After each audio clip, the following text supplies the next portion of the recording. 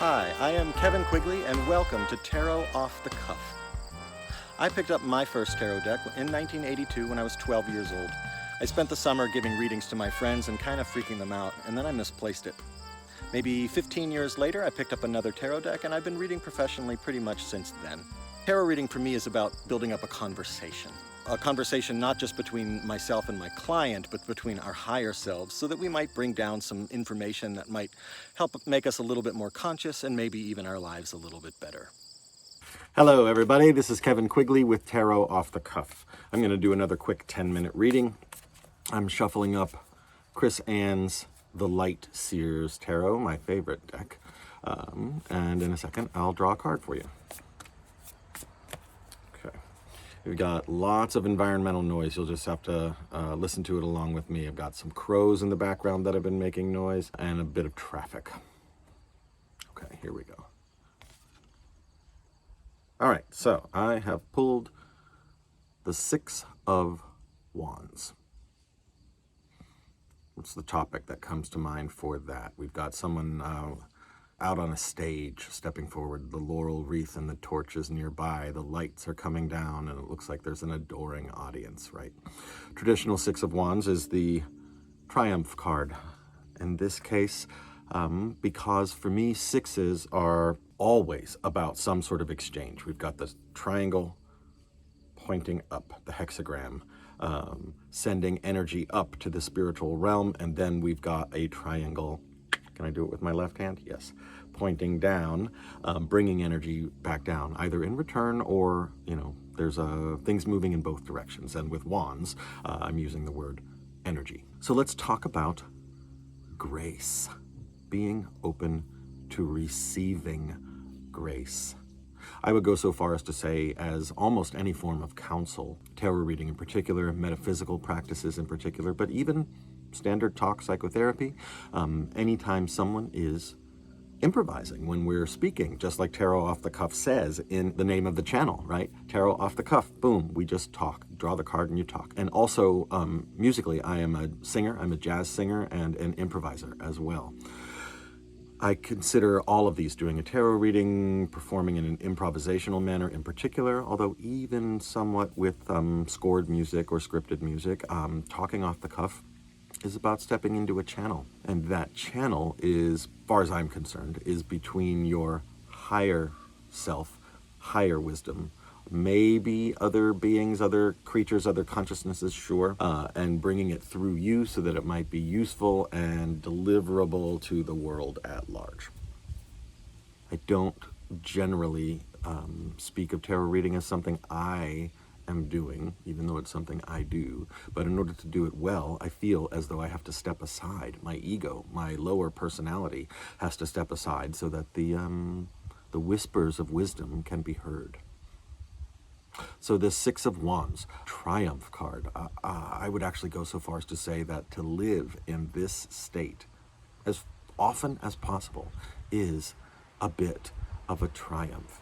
So, got a nice car zooming by. We'll let that thing pass, but we can even hear that as, in a way, like the whisper of power that comes through you. Taoists often, especially if you're a fan of the I Ching, will often say something along the lines of greater wisdom, greater power speaks only in whispers. And it's our lower self, our ego, our personality, the triggers that we carry with us that get caught up in shouting. So maintaining a way of life, a way of being as a bit of a meditation is important. As tarot readers, we talk a lot, and it's useful. Many tarot readers and many teachers, Waldorf teachers in particular, and all musicians that I know of, before they begin to practice what is their craft, is they create a moment of silence where we can sit and just be and not be in our own way. That's really the important thing there. If one is able to do that, one attunes one's ability to hear what's coming through in those whispers of wisdom. to a much greater extent than if one is sitting within their personality, is within the chaos and craziness of just general daily life, and all those sorts of things. So in my opening spiel, I found a spot where this works for me, and it seems to work for the people that I read for. So what is that? While I am giving them my, sort of opening talk, I've got this down to about 90 seconds, I think, although, now that I think of it, I've never really timed it.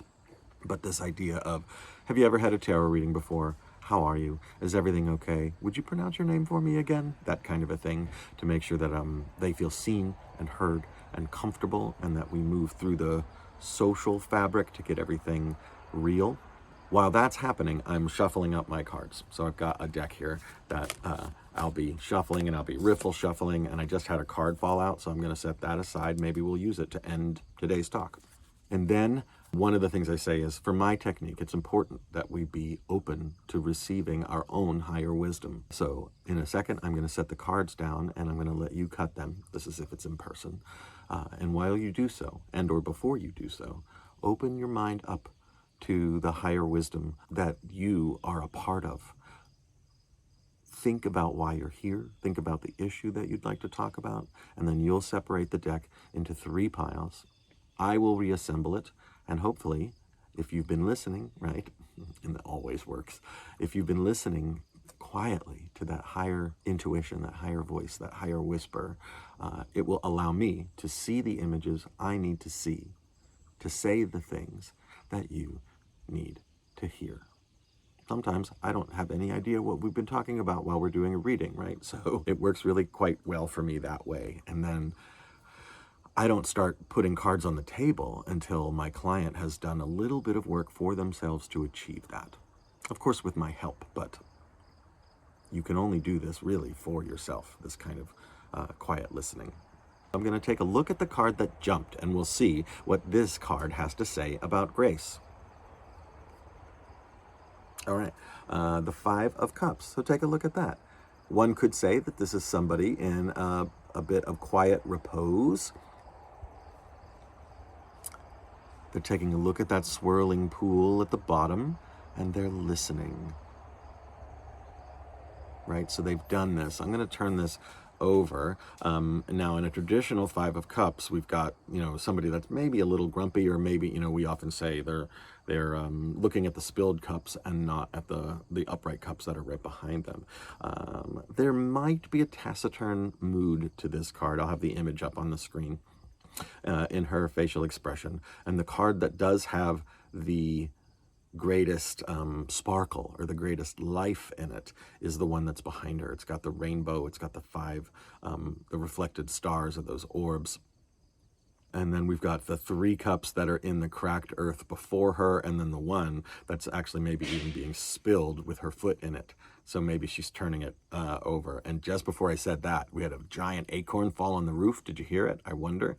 So there was like I love working those kinds of things into my reading. So something came from on high, hit a roof, banged, and pulled up some attention here. So the one thing that I do want to really point out in this lovely card is that we've got what could be some essence or power spilling down to light up the darkness below in this little fissure, this cavern below. But it's also coming from her own self.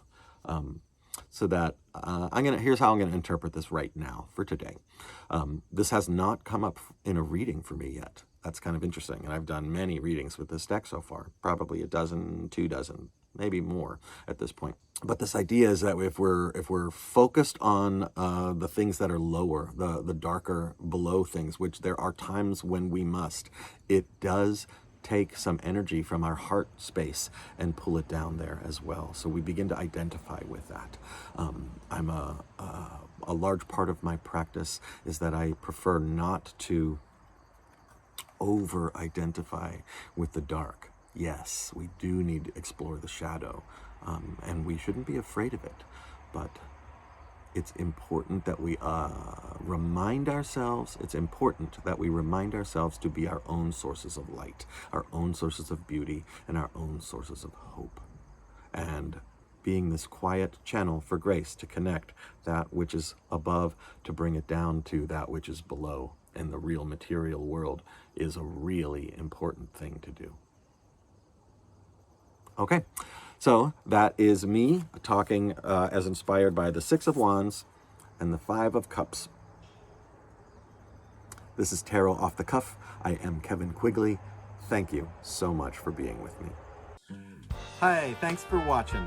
This is Kevin Quigley with Tarot Off the Cuff. If you can take a second, click the subscribe button down below. That'll let you know when a new video is posted and you might want to jump over and watch it. If you hit the thumbs up for the videos that you really like, that will help spread the word so new people will find Tarot Off the Cuff in their feed, and that helps the channel grow. That would be great. And if you got a question or a comment, positive or negative, whether you agree or disagree, or if you want to add information or your own take on a particular card or a particular topic, put a comment down below. We would love to hear from you. Thanks so much.